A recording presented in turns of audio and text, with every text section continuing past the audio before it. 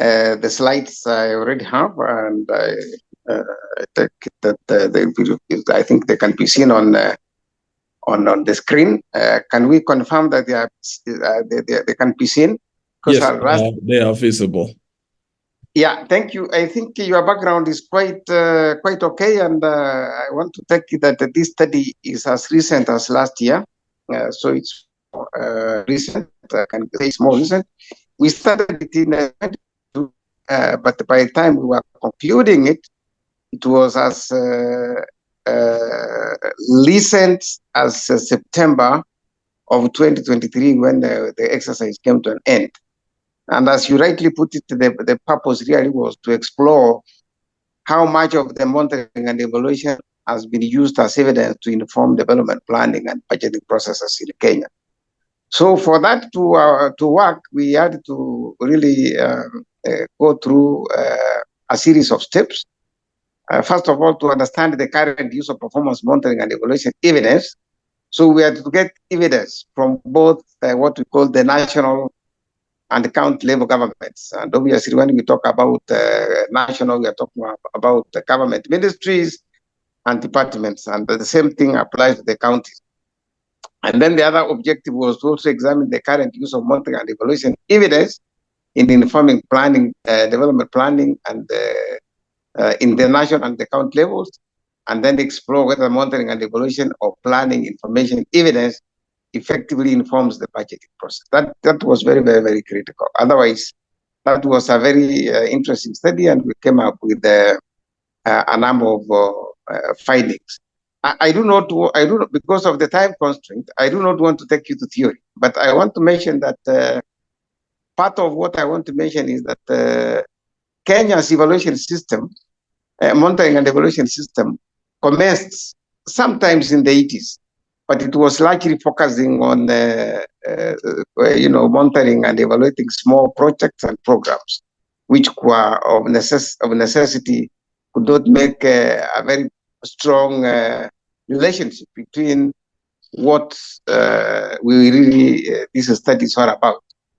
But I want to say that in terms of coming up with the findings, in terms of really what we have done, I want to relate that the conceptual framework between monitoring and evaluation, planning and budgeting can be seen in a diagram. There's a diagram there on slide 8, which shows where planning is, and obviously what the other departments or what the other channels are doing to ensure that we have a very strong integrated planning, M&E, and the budgeting system. So we went into our methodology, which is very critical, because obviously we could not come up with the findings of the requirements of the objectives of this study without going to steps to collect the data as it were. So we started with the data collection, where we had to look at the current literature review, and then we had to do what we call official interviews, and we had also to do surveys. And then obviously, once we were satisfied that we have collected data using those mechanisms, we had to do the analysis, data analysis and interpretation of what we came up with. And in summary, significance of the measurements of what we came up with, it was found that the analysis indicated that 70% were considered as having positive, negative. For thematic analysis and findings above 70%, that's the kind of criteria we're using to develop the significance of our interpretation. That for those who are getting 70%, then we were considering that as having a positive influence on the parameters that we were testing, just to indicate whether there was a very strong relationship between the situation on the ground and what's actually happening. Now, slide number 10, findings from primary data assessment. In terms of understanding the current use of performance monitoring and evaluation evidence in the national and county level governments, we came up with the following. At the national level, we realized that 62.5%, we were using a statistical, social statistical package system to analyze. We realized that 62% of the respondents, obviously the respondents were picked from those people who are actually practicing M&E. We realized that 62.5% of the respondents indicated that the monitoring and evaluation in government ministries plays a major role in tracking the progress in the government process.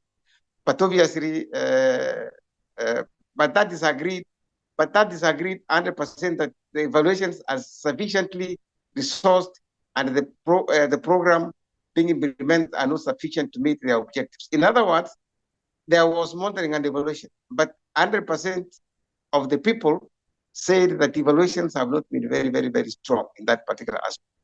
The other issue is on how best M&A can be resourced for effective contribution to development of ministries. Obviously, 33.3% responded that can be achieved through capacity building. So capacity building stood out very strongly that it was a requirement. But obviously, 66.7% responded that through more, they were talking about more resource allocation. You know, there are people who want more money, but they were not talking about where the monies will go. But 3% of that category emphasized that capacity building of M&A systems in their specific ministries was very critical. On the suggestion on what improvement can be done to M&A function in the ministries to achieve its goal, 57.14% suggest that the regular reviewing of M&A functions will improve on its effectiveness, which implies that more enhancement is needed in that particular situation.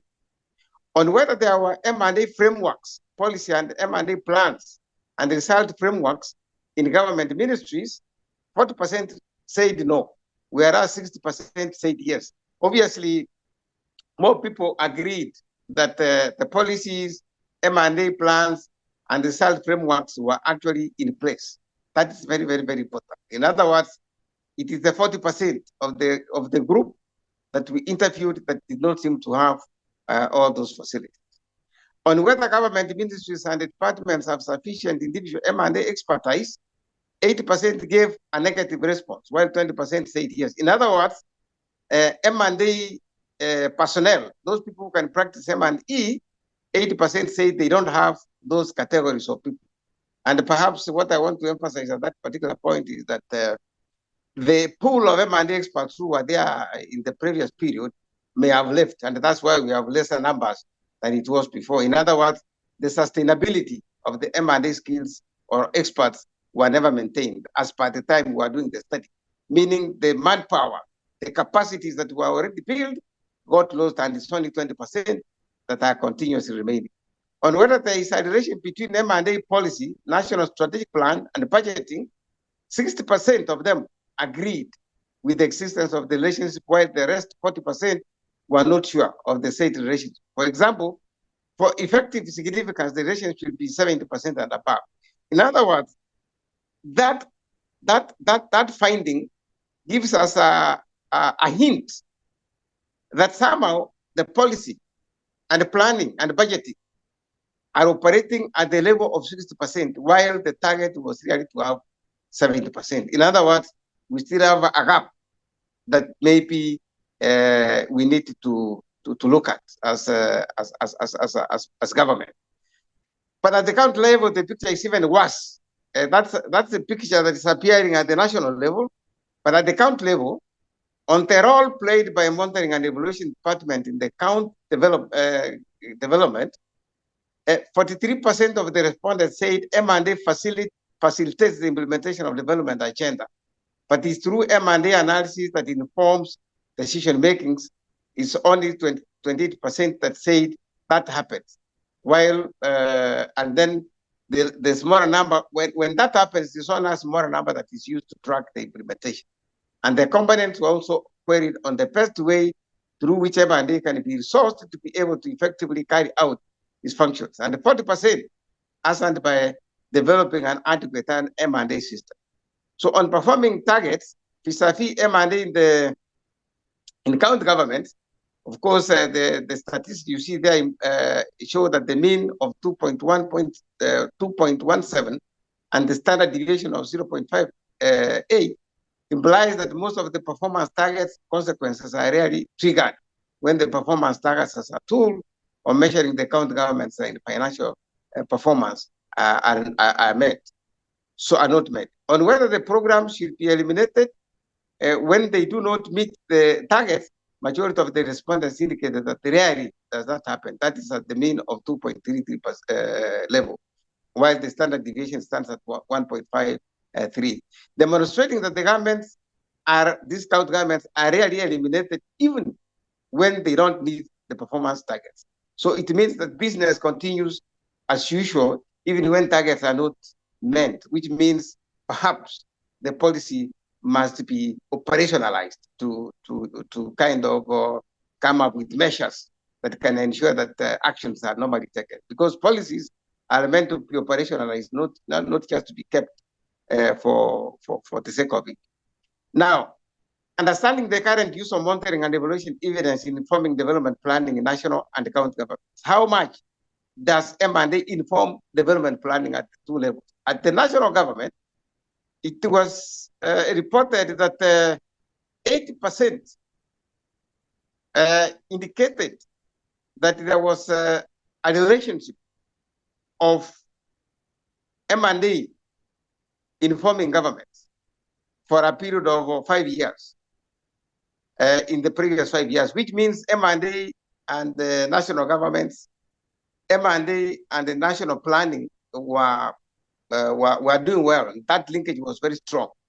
And perhaps this is because I want to give a reason. If you go to the details of my presentation later or the report I wrote, is because the people practicing planning at the ministries are actually also practicing M&E. So the two tools operate together. But still, you find that 20% are not practicing. On the drivers that are useful for creating government planning processes, the research showed that various government interventions are key drivers, followed by the vision and then development goals, and the constitution of which is at the 8.33%. These are the key areas which are normally driving that relation. Findings showed that planning process, a participatory process that involves all stakeholders at planning level.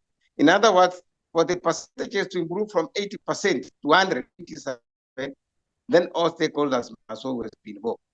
And the findings cited key factors to successful planning processes. That is doing plans on the planning process and the carrying out an effective monitoring and evaluation processes, which actually was accepted by 30% of the people who are actually being interviewed. Then allocation of enough resources to perform the processes, 20% were in the proposal that should happen. In other words, people accept certain processes, but in the subsequent processes, to allow that process to take place, you find that the percentages are actually going down. So it means we need to make all these processes coherent so that they can be able to yield the ultimate results.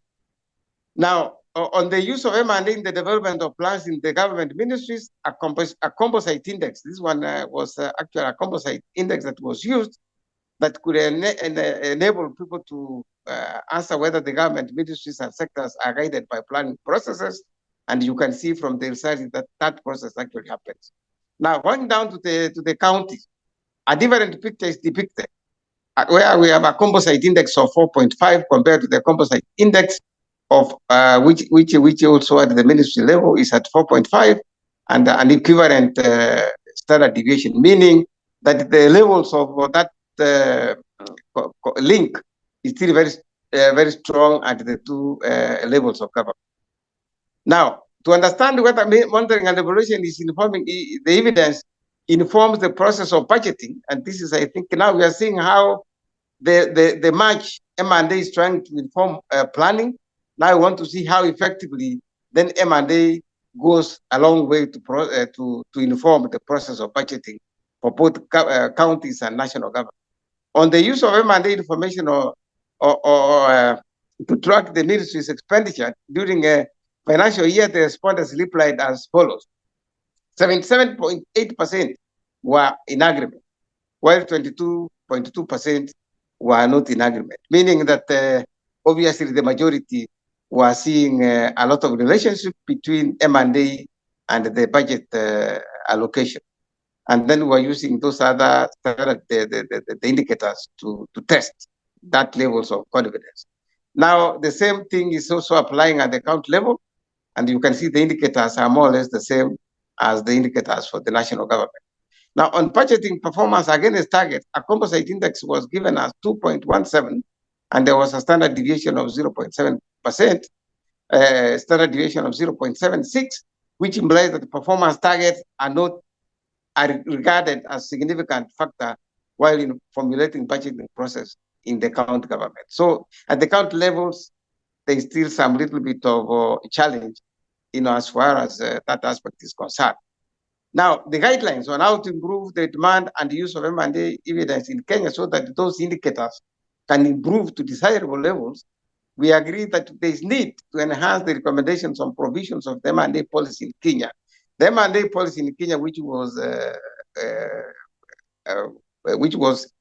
inceptualized in 2022, as of the time the study was being done. In fact, the fact is that many people have not even known that it exists, leave alone making use of it to be able to address the very critical requirements. So monitoring and evaluation, the M&A talks of monitoring and evaluation forms, which ensures that the timeliness of M&A reports should be in place. In other words, if M&A is to inform planning and is also to inform budgeting, then it means the progress reports, which are normally prepared by the M&A departments, must come early enough before the budget process starts. And then they can effectively be able to be linked. Then the use of there's a facility we call ENIMES at the county level, at the national level, and ECMES at the county level. These are tools that are normally used to indicate or to show real-time deliverables of performance of M&A function or implementation of the development programs. Then the tools to which M&A has to use to enrich planning and budgeting. We are talking about periodic plans, national evaluation plans, medium-term expenditure frameworks, budget policy and program, and project documents.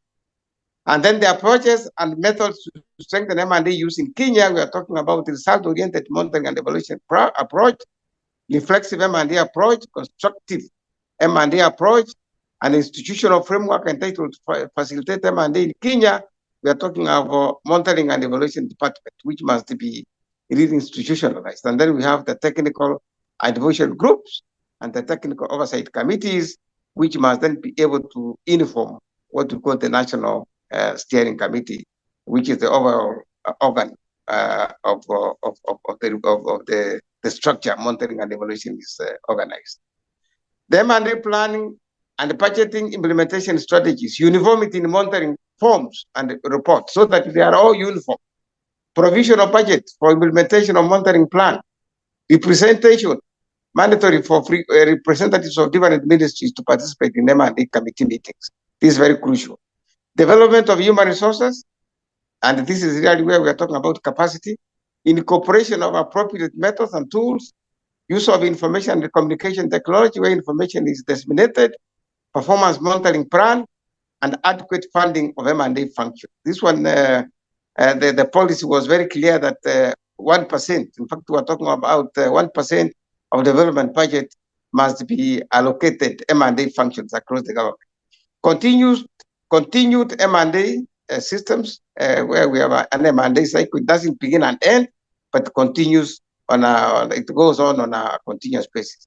Aligning on the purpose, use, and the value of the budget process with the planning process, and the standardization of processes and systems, and the use of third-party inspection, monitoring, and evaluation system. The reason for using third-party is to enhance independence and also credibility of those involvement of those third parties. Otherwise, you cannot have yourselves internally to be able to do things like evaluations.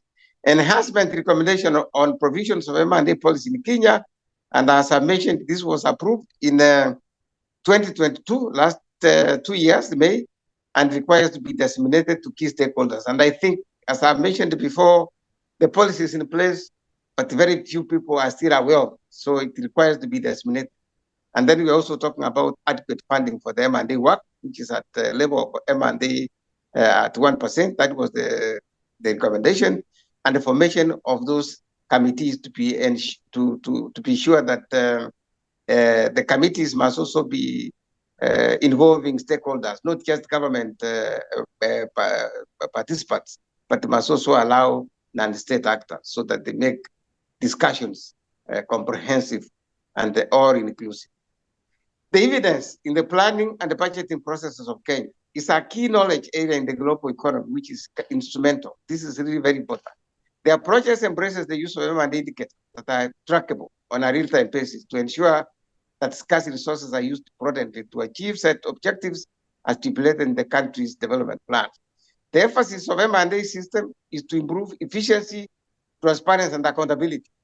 The M&A systems guides the process for M&A inputs, processes, outputs, and outcomes, and even impact. It gives a roadmap that guides proper implementation of count activities at all levels by stipulating the tools and the procedures.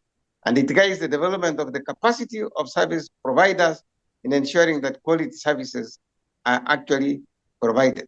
What are the advantages of monitoring and evaluation to development planning and budgeting for an economy? Greater transparency and accountability, improved project performance, effective resource allocation. It promotes learning and the data-driven decision-making, and it's systematic management of organizations. And then the basis of monitoring and evaluation, as I mentioned, we have the policy. I don't need to go back to that. The period of the plan, we have periodic plans, we have times, some of the forms can include trimester or annual progress report forms, which can be used to report achievements, basic statistics and status updates, which can also be part of it, monthly progress reports. And we also have annual progress reports and development program inspection kind of forms that can be used. Then there are also technical audits, which are part of monitoring that can be used to improve efficiency of monitoring. Then we have what we call PETs. PETs is also a tracking tool that is normally a monitoring tool, but also culminates into an evaluation tool because it tracks expenditure from the point of allocation all the way to the point of use. Then performance-based budget risk systems is also part of the system that must be informed by the monitoring and evaluation information that you have talked about. So you can therefore see that the current use of performance monitoring and evaluation evidence in Kenya is very, very, very important. And those are the findings I've already shared. And then we have the aspects government must be able to use, that national development efforts, which I don't want to dwell into, that this is historical. This is really giving you the history about the planning processes started in Kenya since 1945, went to 65, to 70s, to 80s, up to where we are, the 2024, which is an era of the Kenya Vision 2030. So you can therefore specifically see what planning is doing in my presentation when you go into the details, and then you review the planning and monitoring and evaluation mechanisms as it is in Kenya, which I've already shared. And then the legal and institutional framework that guides planning processes in Kenya, really this is anchored in the government executive orders, but we are trying to say that some of the policies that exist to establish these orders must effectively be reviewed as acts of parliament. And that's why we're saying that the policies that M&A came up with must be anchored in law. And therefore, the process of pushing it to become an act of parliament or appeal is what should really be in the doing, so that it becomes a more, it can encourage M&A systems more permanently than the policies. Then the other slide there is talking about the mandate and functions of the State Department of Planning, which I don't need to go into because those are historical. And then mapping the current budgeting process in Kenya. We started with the fiscal discipline. We have a well-designed M&A system, which actually requires to be actualized. And then the M&A system has a very well-stipulated set of indicators which must be tracked by government institutions and counties and the development agencies. Timeliness of M&E reports is very critical, and that's both at the national and the county levels.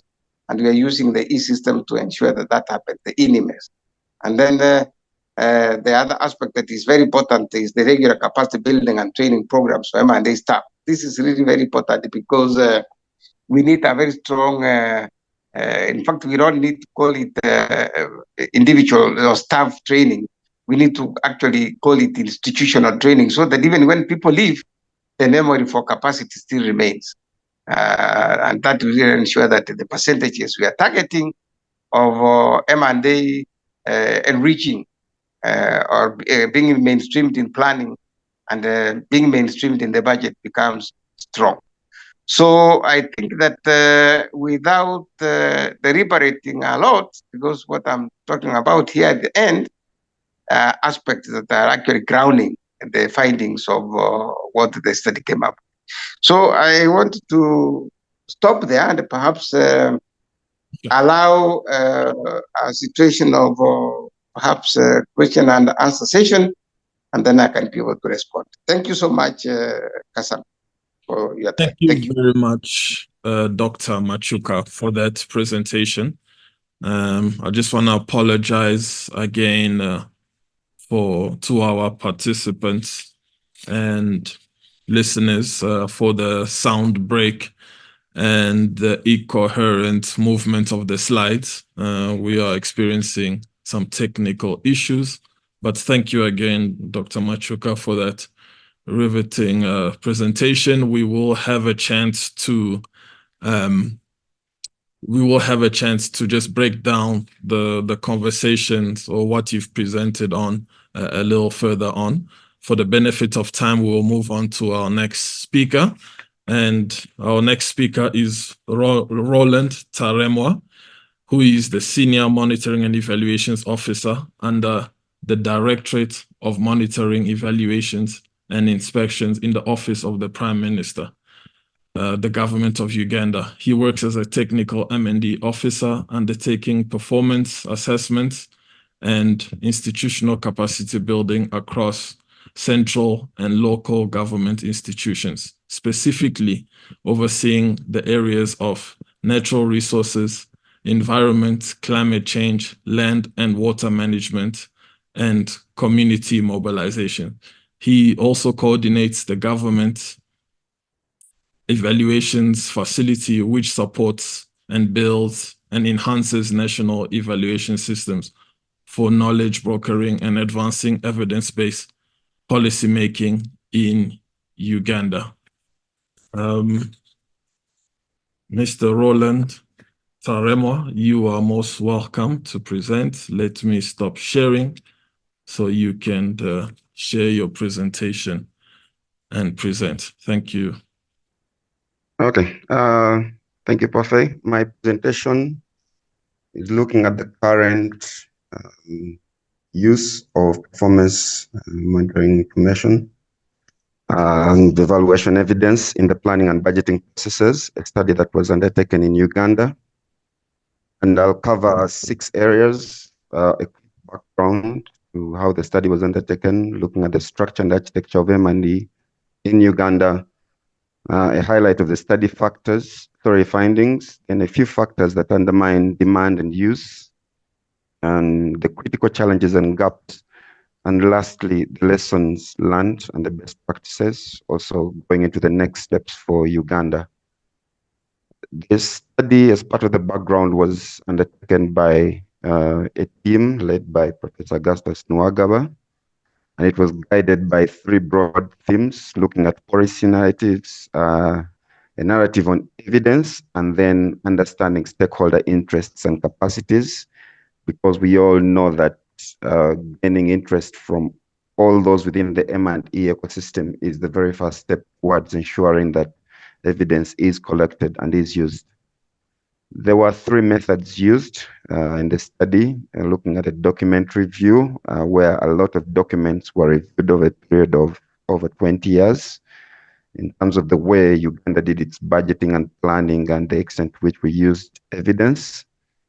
A field study was conducted that covered MDS. MDS is ministries, departments, and agencies, and also covered a number of local governments.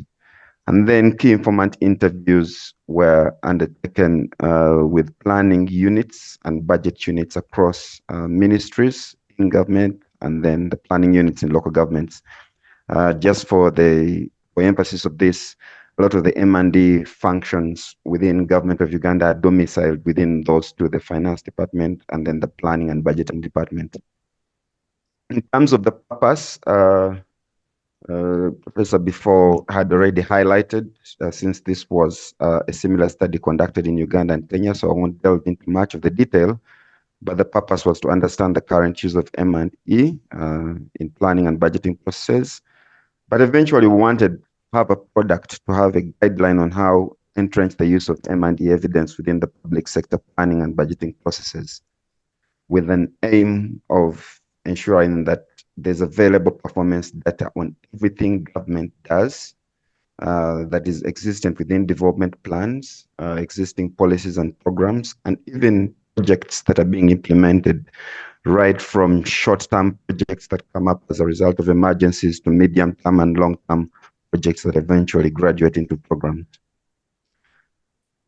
Before we delve into what the study looked at, we look at the structures and architecture of M&E in Uganda.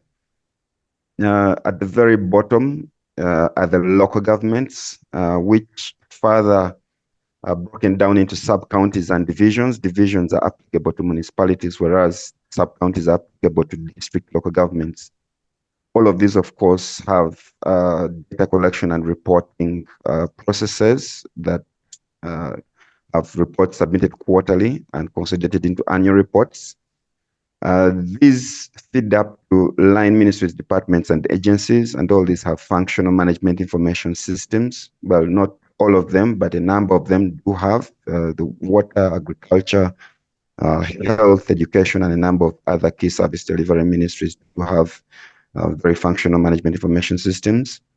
So the local governments all report directly to the OPM, but also the Minister of Local Government, as the overseer of local government functions, reports to OPM on administrative and procedural matters that concern service delivery in local governments. And our Minister of Finance has an integrated financial management information system through which our reports are quarterly generated. And we have a Uganda Bureau of Statistics that undertakes routine surveys, censuses. We just completed our census last month, which is done every 10 years. So it's an exciting period for Uganda. We look forward to a lot of very rich data coming out of that. We have the National Planning Authority at the same level as you can see in the structure with the Office of the Prime Minister, but also reports to Parliament when it comes to gender and equity compliance certificates and having a development plan approved. All these, of course, report to Cabinet, which directly reports to His Excellency the President. But interestingly, under the NDP3, the National Development Plan 3, a separate structure called the APEX platform was created, which looks at oversight and strategic level discussion of emerging issues from implementation of service delivery. And this body, which is constituted by ministers from selected key line ministries, advises the president. We don't forget our development partners, and we have a national partnership forum, which sits all development partners at the same table, do country level programming annually, and also do joint reporting. And the private sector, CSOs and NGOs, we have a specific NGO department that was set up in the Office of the Prime Minister to ensure that everything NGOs and civil society do feeds into what government's broader plan for the country is, and they report on time. And the financial sector, of course, also reporting to the Bank of Uganda. So that's the overlay of Uganda's M&E system. So the study looks at that system, and I won't go into the detail of methodology, since again it was covered. I moved the slides since they were covered by the previous presenter. In terms of study findings, one, when it comes to the M&E function in government, the study looked at the presence of M&E and across all government institutions, that's at both central and local government level. All government institutions least have some sort of M&E, even if it's a semblance of M&E. However, institutionalizing this M&E is at infancy stage. We have had a national public sector monitoring and evaluation policy in place since 2013, which makes this the 11th year, and we are now reviewing that policy to update it to feed into the current structures, having gone into program budgeting rather than sector style budgeting. So the study found that institutionalization is really, really low at the moment, but there are efforts towards it, and we shall look at the detail later in the presentation. Secondly, it looked at the structures and architecture of M&E, both at central and local government, and it also realized that there's M&E in Parliament. There are very rich structures of research and evidence generation and feedback collation and consolidation within our Parliament. We also have, of course, an accountability component of M&E that is overseen by the Office of the Auditor General, where we even have transparency and accountability components embedded into specific projects that might require them. We have a budget monitoring and accountability unit under the Ministry of Finance that does budget tracking and monitoring of budget components, utilization, efficacy, etc. We have the Office of the Prime Minister that oversees, and this study found that there are very rich structures in the Office of the Prime Minister to oversee the M&E function across government and its partners. And there's also, it found that there's a very rich M&E component within the National Planning Authority with specific program specialists on M&E, an entire M&E unit headed by a principal. The Ministry of Finance also has a number of M&E structures, right from project appraisal structures, debt tracking, and program tracking. The Uganda Bureau of Statistics also has a very rich M&E structure specific for research that looks at all the data that comes out of the different surveys and censuses. They continuously produce a number of M&E products. The President also has a structure for M&E that oversees cabinet papers and research that comes out of different projects from government to see that they feed His Excellency the President with the best and right information, and also aligned to what OPM is producing. And of course, I mentioned the Apex. In terms of M&E processes, the study found that we do have routine monitoring and reporting going on. We also have periodic reporting, be it quarterly, half annually, annual reporting, and even biannual reporting. And we produce a 5-year report on the implementation of the National Development Plan. So there is specific periodic reporting. We also have joint annual reviews, and these are within the programs. The program is this, we have 20 programs across which the National Development Plan was structured. So each of these has a joint annual review at the end of the year and a half annual review, and the reports are then submitted to the Office of the Prime Minister. But we also have development partner joint annual reviews, which look at what the development partners have done together and what everyone has contributed towards supporting government in delivering services.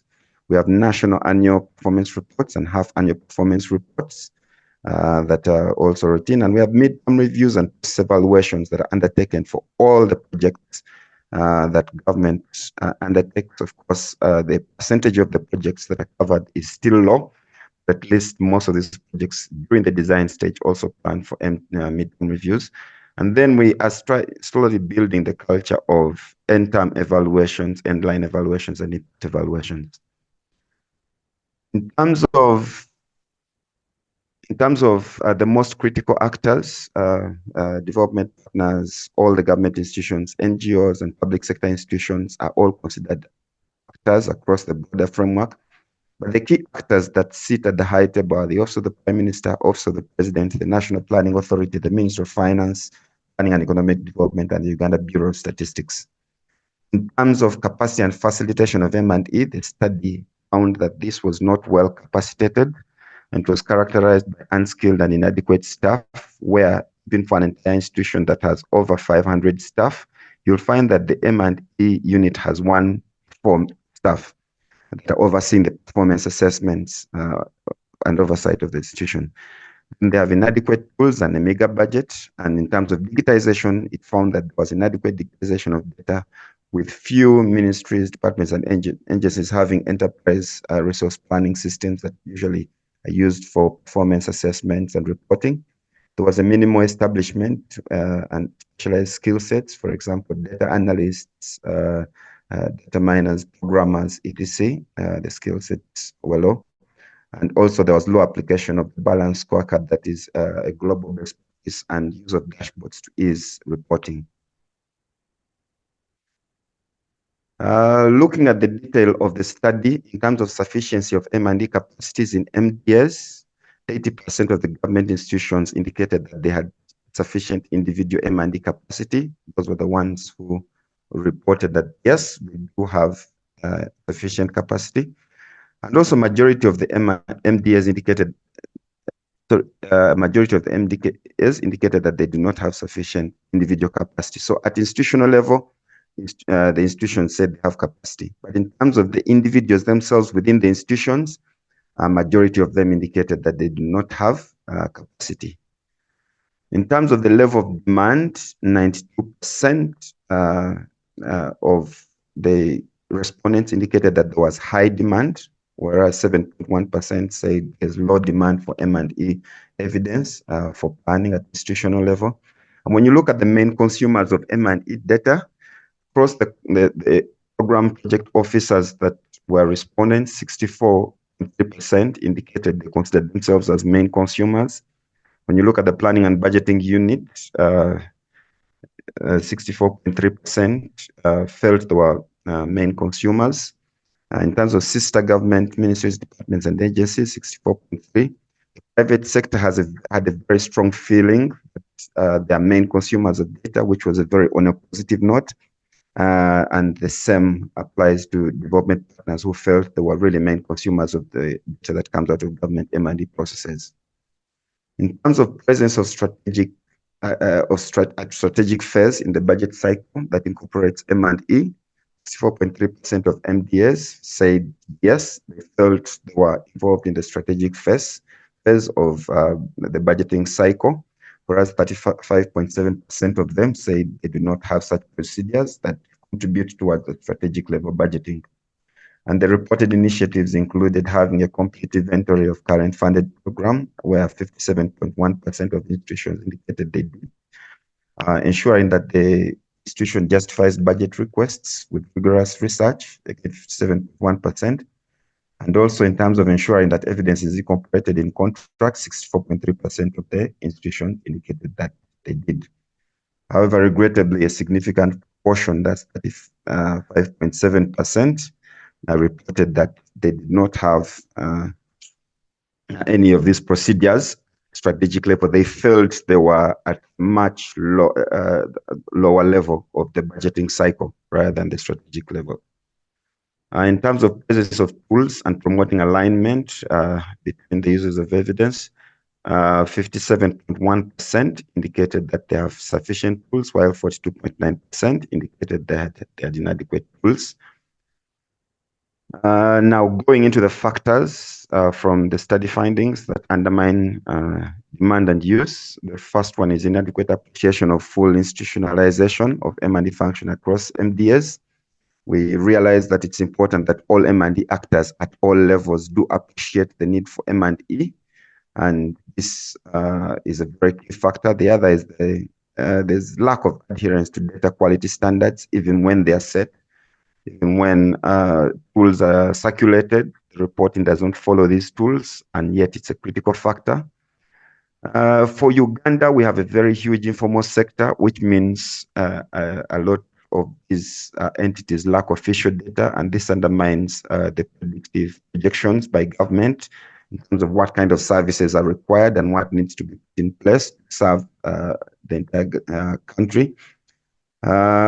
Also for Uganda, we have weak follow-up and implementation paralysis. And even when decisions are made at cabinet, follow-up to ensure that they are effected in a timely manner remains weak, and this remains a factor when it comes to demand and use.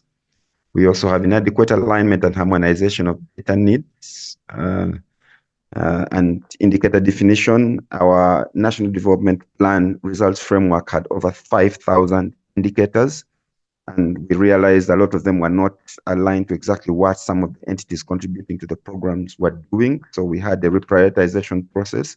Still, we're seeing a lot of gaps coming out of that. So we're working towards cleaning up the data set. And I think by the time we go to the next development plan 4, which starts in 2 years' time, we hope it shall be there. Another factor undermining demand and use is the strong voices of political expediency. And this sometimes overrules scientific and objective planning. Even when you produce evidence, as also of the Prime Minister, we do have impact evaluations that show what works and what doesn't work. But of course, the best lobbyist at the table will be able to steer the direction of the conversation. And sometimes we find that the evidence is overseen. Then there are other external factors that affect or undermine the demand and use. One is external shocks. We had COVID-19. When that came up, we had a lot of interventions that were put in place without being well thought and well designed.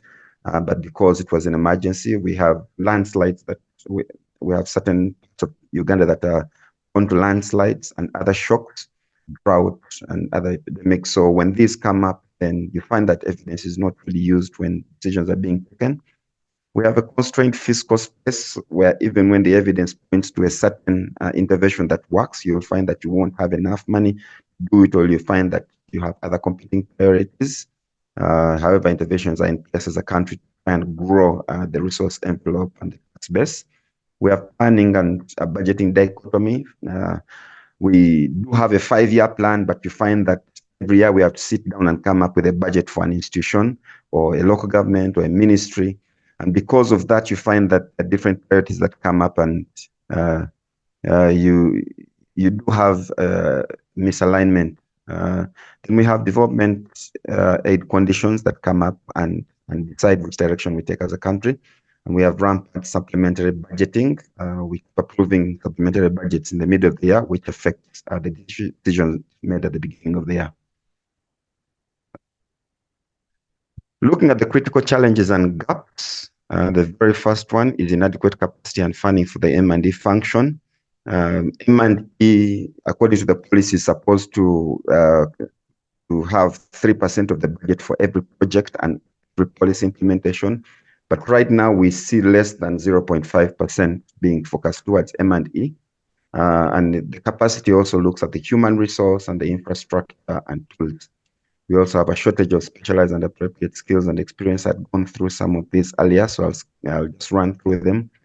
Digital gaps, especially lack of modern tools, for example, for GIS mapping, to have geographical-based data and processing analysis of data using high-scale and large-scale enterprise resource planning systems. We have inadequate appreciation for the importance of M&E. Very many decision makers still see M&E as wasteful expenditure. And actually, that's what it's classified as in some of the institutional budgets. They look at it as meetings and wasteful workshops. So we're still trying to build the capacity for some of the decision makers to appreciate M&E. Of course, corruption and transparency deficits will always affect M&E and efficacy of M&E systems. And the study also found that there's lack of paper record keeping. Majority of the institutions still use file-based systems, and manual collection of data. And this was especially for local government and non-government organizations. We have frequent transitional shifts in both policy, structure, and priorities. And this impacts plans made at the beginning of the year or the 5-year planning period. We have a lack of evidence-based planning and budgeting, where budgets do not speak to the actual plans. You put in plan interventions that are supposed to cover $100,000, but you only allocate $5,000 towards those interventions, and this affects implementation. So looking at the lessons learned from the study, one, credibility, timeliness, and reliability is very important. Whether you produce the richest report, but it comes after the budgeting cycle has kicked off, seldom will it be referenced in terms of when they're designing interventions. credibility of the information submitted, the people submitting the information, and the objectivity of those who are making the decisions, especially political neutrality. The data needs and stakeholder needs have to be put into consideration prior to design of interventions and budgeting for these interventions. The timeliness of data collection, and this looks at things like automation, even for the dissemination and especially dissemination to the communities that are often left out of the M&E cycle. And lastly, digitization and standardization and accessibility. All these work together to, according to the study, to ensure that there's evidence, demand, and use. The most important is right in the center, the attitude and appreciation of M&E as a practice at all levels. The current efforts as a government to try and address these, working around data management systems to establish management information systems across different programs, looking at human and financial resources. We've just approved an M&E cadre for every institution, and we see this as going a long way in ensuring that M&E is institutionalized. We're doing capacity building. Kenya and Uganda has had a lot of support for Uganda in terms of trainings, quality control, M&E procedures, ensuring that we have guidelines at the end of the study was one of the main objectives of the research. Looking at internal operation systems, whether they are audit systems or quality assurance systems, planning on a program base, not intervention base or simple short-term project base, and also ensuring stakeholder collaboration are all feeding into the institutional level of our efforts. And then on the governance level, we're looking at leadership capability, trying to train the parliamentarians, the local councils at the lowest level, and involve them in M&E practices, embedding the culture of M&E in everything, and then promoting accountability and transparency. So as I conclude, in terms of the next steps proposed by the study, one, improving fiscal discipline and political accountability, looking at eliminating things like supplementary budgets to make sure you plan at the beginning of the year using the right evidence and you execute using that budget that used evidence, reining in on external distortions of government plans and budgets, looking at the number of external interventions that come in either from donors or creditors.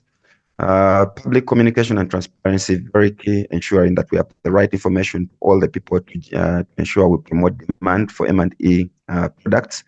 Strengthening institutional framework. We are revising our policy. We're coming up with revising our national evaluation agenda, etc. All those are focusing on trying to have the right evidence for budgeting and planning. Enhancing M&E data through automation and other interventions I've mentioned in previous slides.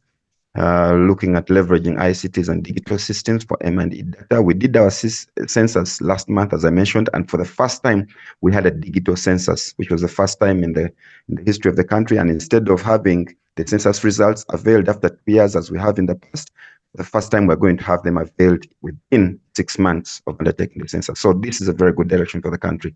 Then second last is consolidating M&E institutionalization and capacity, which we're doing through having an M&E cadre, having a specific budget line for M&E for every institution.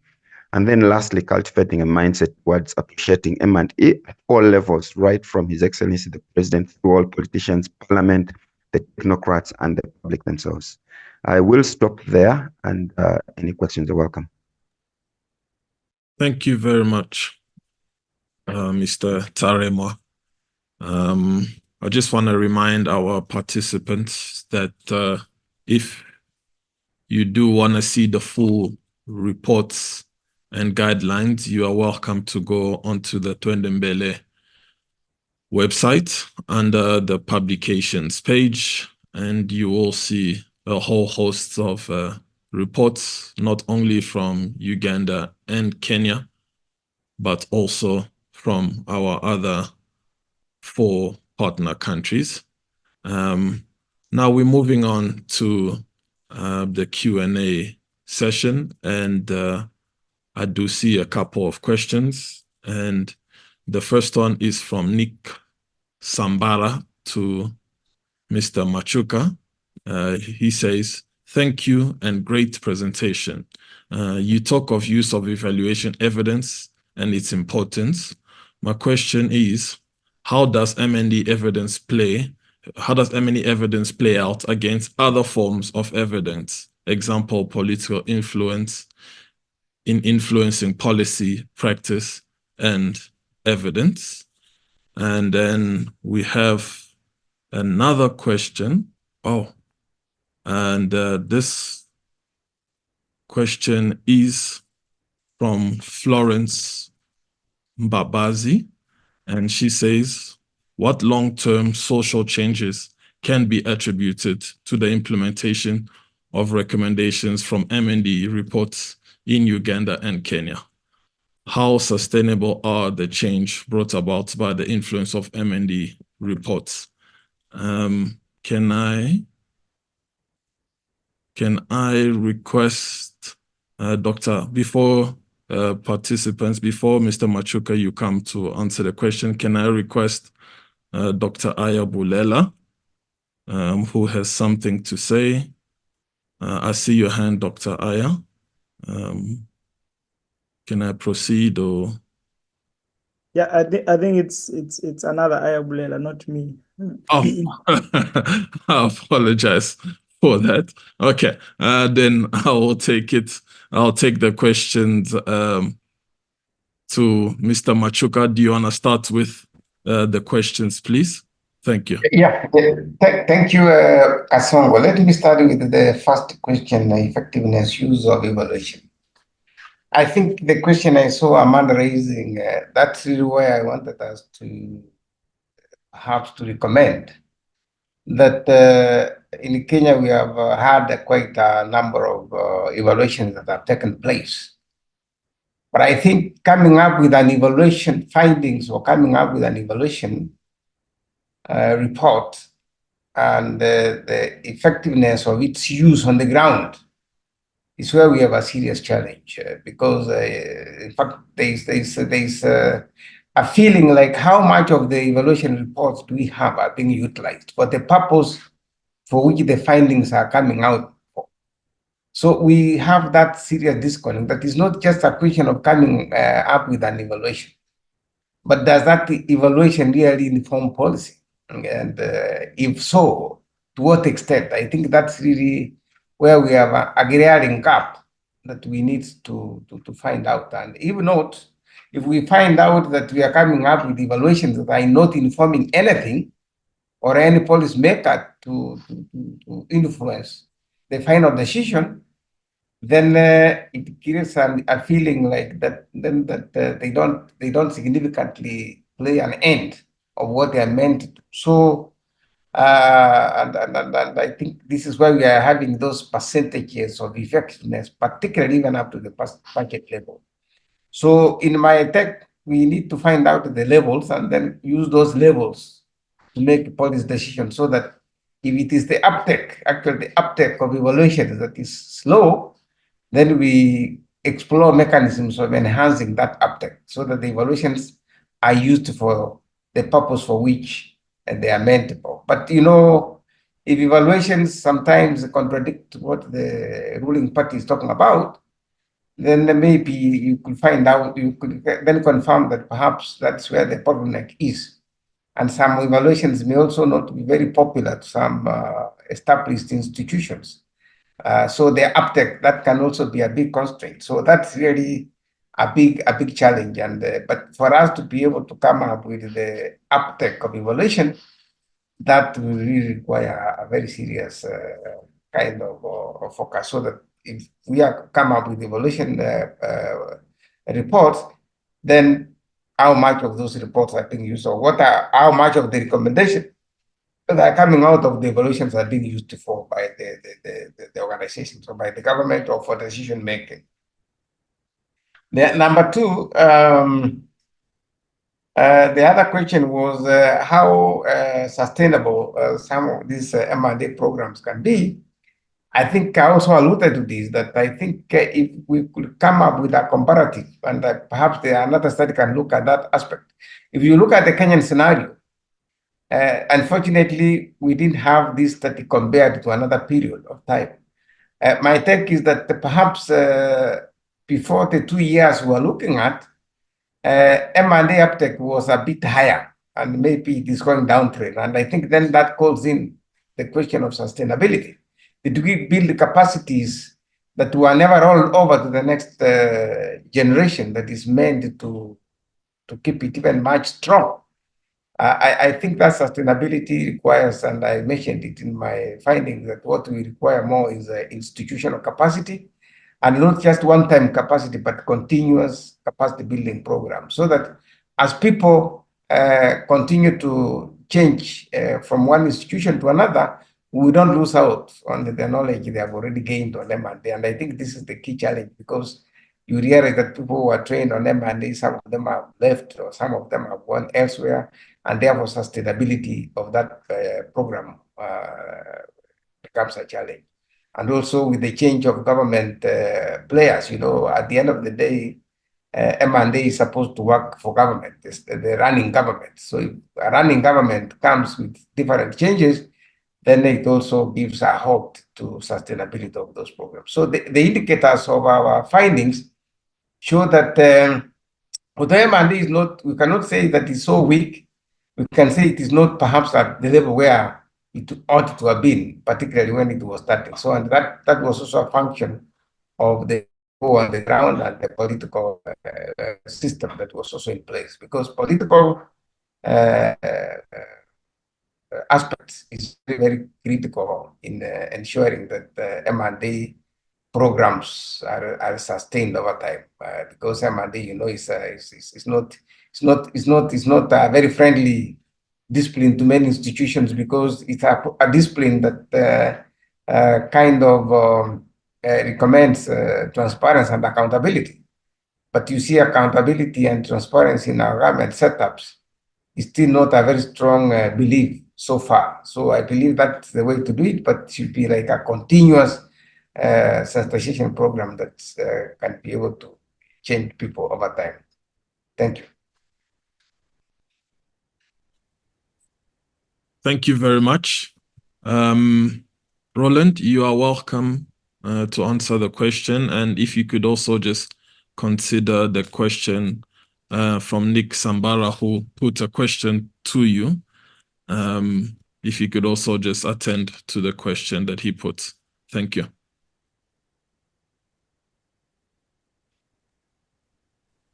Thank you, colleagues, for the questions. Very quickly on the question around the long-term social change from implementation of M&E. I think we've seen a lot of social changes that have been that have come in place because of what's sort of investigating a certain phenomenon, especially within social services. And mentioned but a few we've seen, for example, for Uganda, the Ministry of Health conduct a number of studies, right from efficacy of immunization programs to how it should be phased, what kind of rollout program works. We had a program, a social protection program that was giving cash stipends to older persons. We've seen a lot of evidence come out of the impact evaluation that was done.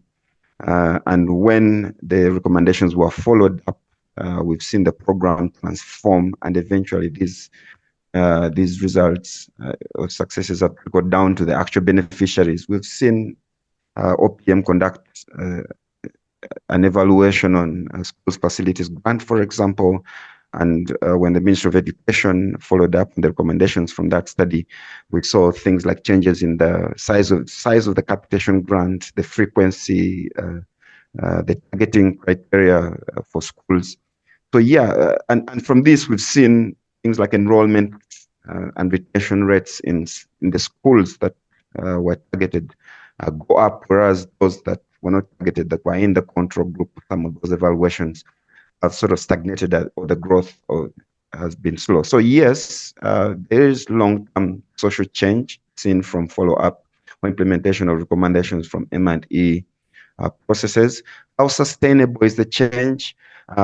Two things. One is willingness of the decision makers to ensure that when a potato is still hot, if the recommendations are implemented, even when it's called they are implemented. That means that if you've seen something works, regardless of the regime in place or the leader or the minister in charge of a certain ministry, every political leader or technical leader that comes on board goes with what the evidence says rather than having policy shifts. There was a question on what further research, I think this was from Amanda, needs to be done to understand and improve M&E. I do think, first of all, we have a lot of research going on, a lot of data being generated on a daily basis. Our problem is we don't synthesize that evidence. So I think one of the first areas we need to look at is evidence synthesis, be able to look at what key highlights come or what's the key message across 10, 20, 30 studies on education, on the education sector in Uganda, as an example. The second is, of course, looking at, if you look at the participation of the public in efficacy of M&E processes, I think that's an area that is not being focused on. We focus on government institutions, we focus on government officials, the technical officials, and yet also matter. So I think participation in M&E by the public, efficacy of M&E systems and structures and activities at grassroots is one of those things we can look at. I mentioned in this study found that there are disparities in understanding what kind of skill sets are required to make an M&E work for what kind of institution. I think this is something we need to look at so that we have recommendations, for example, for the targets that skilling initiatives should look at, and recruitment initiatives by institutions. Should they look out for most in terms of M&E? How should they remunerate them? Is it adequate? How does it compare to the way M&E as a practice is rewarded in other countries and continents where it's really efficient? And then lastly, on the cross-sectoral comparisons, how can M&E be done best in the infrastructure sector, vis-a-vis the health sector, vis-a-vis the agriculture sector? I think we do use common tools across most of these sectors, so it would be interesting to understand how it works best across and what are the linkages and complexities in M&E for different sectors. Nick says to the last presenter, how do you collect evidence such that it's more relevant to the people of Uganda? In the global south, we've seen communities not accepting evidence because the data collection methods do not relate to the life experience of communities. Yes, again, as I said, Amanda, to your question, we need to look at how the communities actually appreciate M&E, and in turn, how they appreciate the M&E products, and that will inform how we package M&E products and how we design our M&E processes. In Uganda, there is very low appreciation for M&E as a process. As I said in my presentation, it's seen as a wasteful and consumptive process. However, depending on how you package the product, the decision makers appreciate it and eventually make the right decisions. But we've also found that depending on, I had a slide on the factors that are undermining demand and use. One of them was the appreciation of M&E and the importance of M&E by the key decision makers. So yeah, our key decision makers, especially the politicians and then those in local government, still struggle to appreciate these M&E products, and because of that, they then don't use them. They look at studies as something to package into a book, disseminate, and that's the end of it. So I do think it's still low. I wouldn't give it a figure, but for Africa, especially now that we're discussing on a global level for Africa, I think we need to at least make the data collection methods more responsive to the communities, and digitization is the way to go. I mentioned how we've done with our census, and the entire country has appreciated what a digital census can do. So I think the communities are ready. It's up to us that are designing M&E processes and tools that need to make sure that the tools are responsive to them, and the data is delivered to them, or the reports are as timely as possible. Thank you, Mr. Tarema. I would like to invite now Dr. Bulela, the Tondembele Program Manager, just to bring us to a close. Thank you so much.